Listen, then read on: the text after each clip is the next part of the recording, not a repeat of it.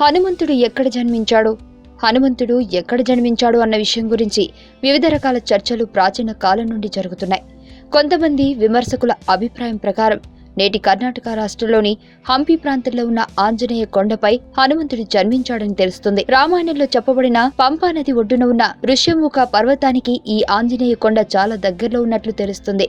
ఈ ఋష్యముఖ పర్వతం మీదే శ్రీరాముడు మరియు సుగ్రీవుడు తొలిసారిగా కలిసినట్టుగా వాల్మీకి రామాయణంలో చెప్పబడి ఉంది.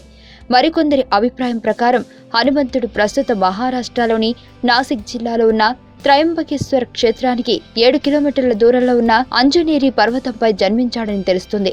మరికొందరి అభిప్రాయం ప్రకారం కర్ణాటకలోని గోకర్ణ క్షేత్రానికి దగ్గరలో ఉన్న ఒక కొండ గుహలో హనుమ జన్మించాడని తెలుస్తుంది. ఇంకో విషయం ఏంటంటే ఈ గుహలో అత్యంత ప్రాచీన కాలానికి చెందిన ఒక హనుమంతుని ఆలయం కూడా ఉంది. ఉత్తర భారతదేశంలో చోము అనే ప్రదేశంలో అంజనీమాత ఆలయం ఉంది. ఈ ఆలయంలో బాల హనుమను తన ఒడిలో కూర్చోపెట్టుకుని ఉన్న అంజనీమాత విగ్రహం కనిపిస్తుంది. అద్భుతమైన ఈ విగ్రహం ఒక విధమైన దైవత్వాన్ని ప్రతిఫలిస్తూ ఉంటుందని ఈ ఆలయానికి వెళ్లిన భక్తులు తెలియజేస్తున్నారు. హనుమంతుడు వైశాఖ మాసం కృష్ణపక్షం దశమి తిథి శనివారం నాడు పూర్వభద్ర నక్షత్రంలో ఆవిర్భవించాడని పండితులు తెలియజేస్తున్నారు. ఆ రోజునే హనుమత్ జయంతి జరుగుతుంది. హనుమంతుడిని కలియుగంలో కొందరు మహాపురుషులు సందర్శించినట్లుగా తెలుస్తుంది. అలాంటి వారిలో ముఖ్యులు ఎవరంటే క్రీస్తు శకం 13వ శతాబ్దానికి చెందిన మధ్వాచార్య, క్రీస్తు శకం 16వ శతాబ్దానికి చెందిన తులసీదాస్, క్రీస్తు శకం 17వ శతాబ్దానికి చెందిన శ్రీరామదాస స్వామి మరియు రాఘవేంద్ర స్వామి. కొంతమంది తాంత్రిక పండితుల అభిప్రాయం ప్రకారం హనుమంతుడిని ఆవాహన చేయటం ద్వారా భూత ప్రేత పిశాచ బాధలు తొలగించుకోవచ్చని తెలుస్తుంది. త్రేతాయుగంలో ఉత్తరాన ఉన్న వింధ్య పర్వతాల నుండి దక్షిణ భారతదేశంలో వరకు దట్టమైన అడవులు ఉండేవి. ఆ అడవుల్ని ఆ కాలంలో దండకారణ్యం అని పిలిచేవారు. ఈ దండకారణ్యానికి వానర రాజైన వాలి అధిపతిగా ఉండేవాడు. వాలిని శ్రీరాముడు చంపిన తరువాత సుగ్రీవుడు వానర రాజ్యాధిపతి అయ్యాడు. ఒక ముఖ్య విషయం ఏంటంటే వానరులు పూర్తిగా కోతులు కాదు. శిరస్సు వరకు కోతి, మిగిలిన భాగం మానవుని పోలి ఉండటం వానరుల ప్రత్యేకత. ఈ వానరులు కేవలము దండకారణ్యంలోనే కాకుండా హిమాలయ పర్వతంలోని అడవులలో కూడా నివసిస్తున్నట్లుగా తెలుస్తుంది. ద్వాపర యుగంలో భీమసేనుడు హిమాలయ పర్వతాల్లో సంచరిస్తున్నప్పుడు ఒక అద్భుతమైన అరటి తోటను చూశాడట. ఆ అరటి తోటలో ఒక చోటు పూర్తి కోతి రూపంలో ఉన్న హనుమంతుడిని భీముడు దర్శించినట్టుగా మహాభారతంలో వ్రాయబడి ఉంది. ఇంకో ముఖ్య విషయం ఏంటంటే హనుమంతుడు నివసించే గంధమాదన పర్వతం హిమాలయంలోనే ఉన్నదని గ్రహించాలి. హైందవులకు పూజ్యనీయ గ్రంథముగా భావించబడే రామాయణం అనేక ఆగ్నేయ ఆసియా దేశాలలో వివిధ రూపాలను ధరించింది. కాంబోడియా మరియు థాయిలాండ్ దేశాలలో ప్రచారంలో ఉన్న రామాయణంలో హనుమంతుడికి భార్యలు మరియు సంతానము ఉన్నట్లుగా వ్రాయబడి ఉంది. వామకైన్ అనే పురాణ గ్రంథం థాయిలాండ్ జాతీయ గ్రంథంగా గుర్తించబడింది. ఈ రామకైన్ అనే గ్రంథం సాక్షాత్తు రామాయణమే అని గ్రహించాలి. రామ ప్లస్ ఆయనము రామాయణము అనగా రాముని యొక్క ప్రయాణము అని అర్థం. థాయిలాండ్ భాషలో రామ్ ప్లస్ ఆఖ్యాన్ అనే 2 పదాలు కలిసి రామకైన్ అనే పదం ఏర్పడింది.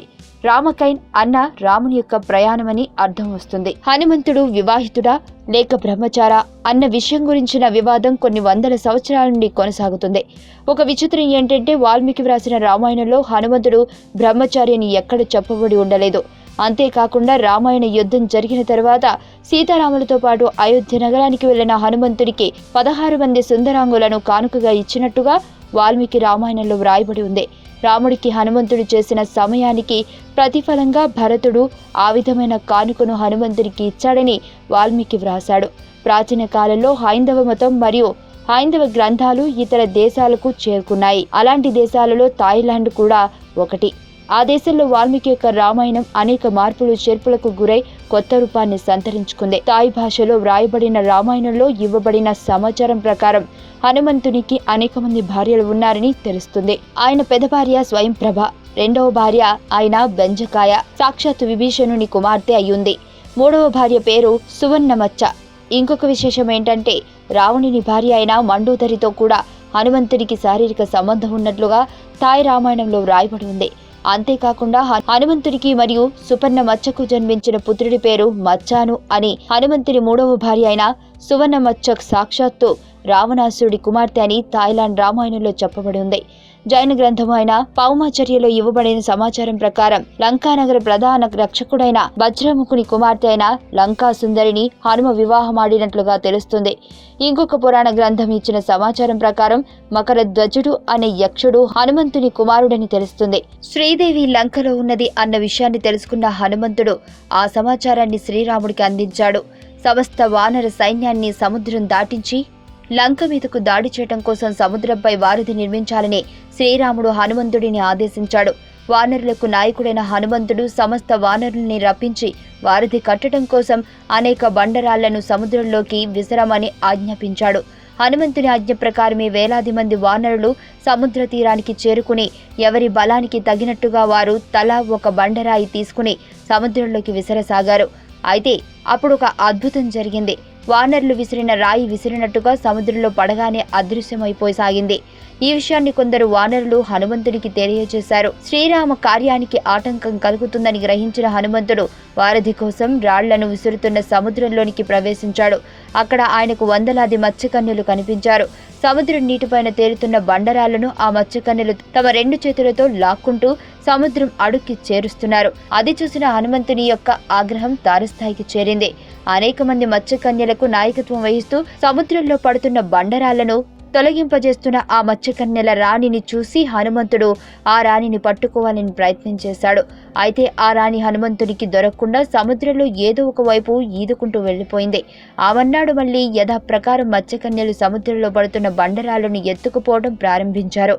ఈసారి హనుమంతుడు సర్వేగంగా సముద్రం అడుగుకి చేరుకుని మత్స్యకన్యల రాణిని తన ముష్టిఘాతంతో కొట్టాలని చూశాడు. అయితే అపురూపమైన దేవత సౌందర్యంతో వెలిగిపోతున్న ఆ మత్స్యకన్యల రాణిని కొట్టడానికి హనుమంతుడికి మనసు అంగీకరించలేదు. అలాగని ఊరుకుంటే ఆమె వారధి కట్టడానికి ప్రతిబంధకముగా మారుతుంది. కనుక ఆమెను మాయోపాయంతో బంధించాలని నిర్ణయించుకున్న హనుమంతుడు ఆమెను తన దగ్గరికి తీసుకుని ఆమెతో మంచి మాటలు మాట్లాడుతూ ఆమెను సముద్రంలో అడుగున ఒక మూలకి తీసుకువెళ్లాడు. హనుమంతుని యొక్క బలానికి మరియు ముఖవచ్చస్సుకి పరవశురాలైన మత్స్యకన్యల రాణి హనుమంతుడి కౌగిట్లో మంత్రముగ్ధురాలి వలె ఉండిపోయింది. అప్పుడు హనుమంతుడు మత్స్యకన్యతో ఇలా అన్నాడు: ఓ మత్స్యసుందరి, శ్రీరాముని కార్యం కోసం మేము కడుతున్న వారధిని నీవు ఎందుకు ఆటంకపరుస్తున్నావు? అసలు ఎవరు నీవు? నిన్ను ఎవరు పంపించారు? మృదువుగా అనునయంగా మాట్లాడుతున్న హనుమంతు మాటలకు ఆ మత్స్యరాణి ఇలా సమాధానం చెప్పింది: ఓయి, నా పేరు స్తౌవన్ మత్స్య. నేను రావణాసురుని కుమార్తెను. మీ వానరులు శ్రీరాముని నాయకత్వంలో సముద్రం మీద ఒక వారధిని నిర్మించి ఆ వారధి మీదుగా సముద్రాన్ని దాటి రావణ లంకపై దాడి చేయబోతున్నారని తెలుసుకున్న రావణాసురుడు మీరు కడుతున్న వారధిని ఆటంకపరచడం కోసం, వారధి నిర్మాణం కోసం సముద్రంలోకి విసురుతున్న రాళ్లను అపహరించుకుని రమ్మని నన్ను ఆజ్ఞాపించాడు. అందువలన నేను నా సైనికురాళ్లైన ఇతర మత్స్యకన్యలు సహకారంతో వారధి నిర్మాణం కోసం సముద్రంలో మీరు వేస్తున్న రాళ్లను అపహరించాము. అప్పుడు హనుమంతుడు సౌవన్ మత్స్యతో ఇలా అన్నాడు: ఓ సుందరి, నీవు నీ తండ్రి అయిన రావణాసుడి నా ప్రభు అయిన శ్రీరాముని భార్య సీతను అపహరించి లంకకు తీసుకెళ్లాడు. ఎన్నిసార్లు మంచిగా చెప్పినా సీతను తిరిగి రామునికి ఇవ్వటానికి తిరస్కరించాడు రావణుడు. పరమ దుర్మార్గుడైన రావణుని చంపటం కోసం శ్రీరాముని యొక్క వానర సైన్యాలు సముద్రాన్ని దాటాల్సి. సముద్రాన్ని దాటటం కోసం వారధిని 7 రోజుల్లోగా నిర్మిస్తానని, లేకుంటే ప్రాణత్యాగం చేస్తానని శ్రీరామునికి మాట ఇచ్చాను. ఇప్పుడు నీవు నీ సేవకురాళ్లు ఆ వారధి నిర్మాణానికి తీవ్ర ఆటంకాలు కలిగిస్తున్నారు. 7 రోజులు పూర్తయిన మరుక్షణం వారధి నిర్మాణం కాకుంటే నేను మరణించాల్సి ఉంటుంది. హనుమంతుని మాటలతో వాస్తవాన్ని తెలుసుకున్న సౌవన్ మత్స్య ఎంతో పశ్చాత్తాపడింది. ఆ తరువాత మత్స్యకన్యలను పిలిచి వాళ్ళు అప్పటి వరకు దొంగిలించుకుపోయిన బండరాళ్లను మరలా తీసుకువచ్చి వారధి కట్టే ప్రదేశంలో వెయ్యమని ఆజ్ఞాపించింది. సౌవన్ మత్స్య ప్రదర్శించిన మంచితనానికి ముగ్ధుడైన హనుమంతుడు ఆమెను ఎంతగానో ఇష్టపడి ఆపై ఆమెను శృంగార సుఖాలలో ముంచెత్తాడు. ఆ తర్వాత హనుమంతుడు శ్రీరామ కార్యం కోసం సౌవన్ మత్స్యను సముద్రం అడుగుని వదిలేసి ఒడ్డుకు చేరుకున్నాడు. ఆ తర్వాత కొన్ని నెలలకు సౌవన్ మత్స్య గర్భవతి అయింది. ఆమెను హనుమంతుని మించిన తేజస్సు మరియు బలము గల ఒక కుమారుడిని ప్రసవించింది. అతడే మత్స్యను. థాయిలాండ్ రామాయణంలో వ్రాయబడిన హనుమంతుని వృత్తాంతమిది. మీకు తెలియని మరిన్ని రహస్యాలను తెలుసుకోవాలనుకుంటున్నారా? అయితే సబ్స్క్రైబ్ చేయండి రహస్యవాణి.